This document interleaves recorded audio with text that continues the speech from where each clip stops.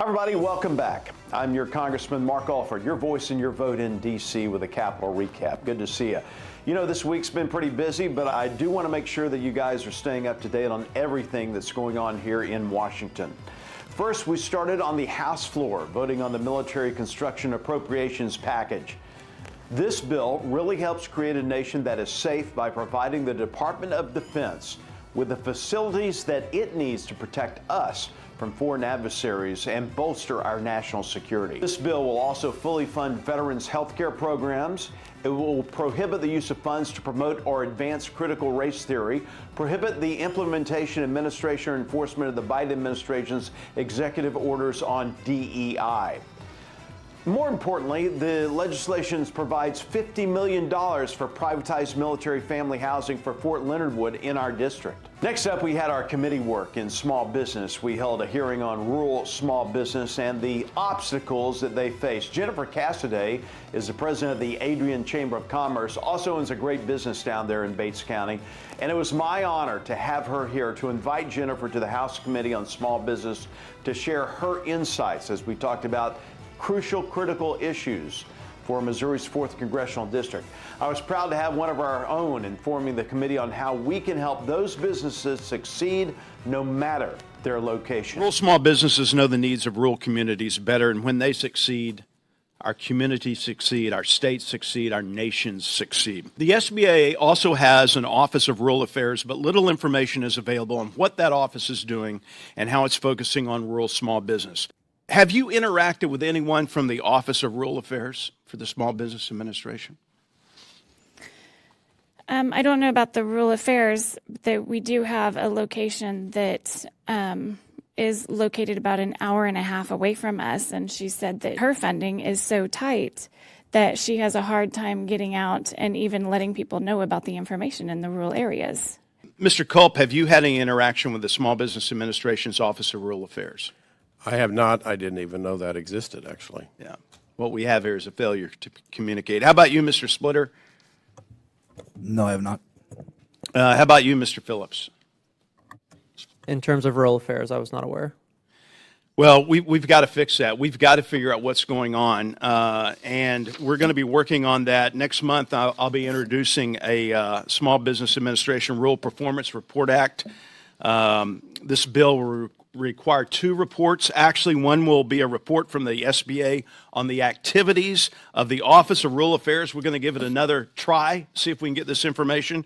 And the second report is going to be on what was accomplished under the Memorandum of Understanding Act. We had an important markup in the Ag Committee. A markup is the process of amending a bill before it makes its way onto the House floor for a final vote.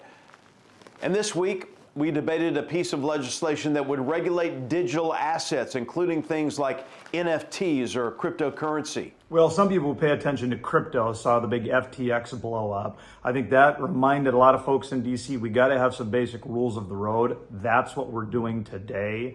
And I think it's going to help make sure that innovation stays here in America rather than continues to go overseas. Yeah, I think some people assume that industry just always hates regulation. They just want government to leave them alone. Clearly, over-regulation is bad, but you don't really have a functioning marketplace until you get some basic rules of the road. People don't want to invest in something where they think they might get defrauded or that they might be manipulated. This structure is really going to allow, I think, this industry to flourish. And we want that innovation in America, not in China.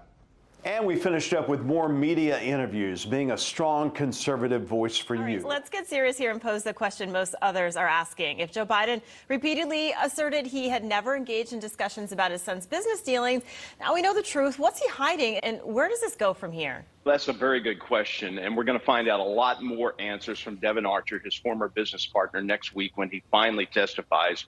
We've been trying to get him before Congress for a couple of weeks, if not months now, because we want to hear the truth. Joe Biden and his crime family, I think, have compromised the United States. The entire family has spun this web of lies, and Joe Biden is the black widow in the very middle of it. And it is slowly starting to untangle. We are figuring out exactly how much he is on the take from Ukraine, Romania, and from communist China. And this is a serious threat to our national security, so we must find the answers. All right, folks, so lastly, I want to take a few seconds to plug a couple of events that we have coming up. First, on August 7th, we are hosting a fentanyl forum in Belton. This event is really designed as a collaborative space to really delve into the seriousness of this issue and try to get some solutions from our community. Next up, we have our Ag Listening Session on August 14th. We'll be hosting several key lawmakers at the Governor's Pavilion at the State Fair.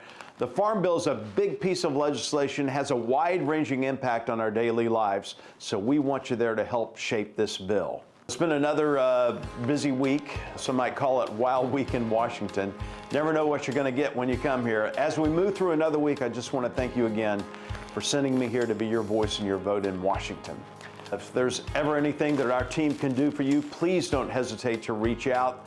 We want to be there for you and help you with any federal matter that you have. Until next time, I'm Mark Alford, your voice and your vote in Washington. Have a great week, everyone, and we'll see you out in the district.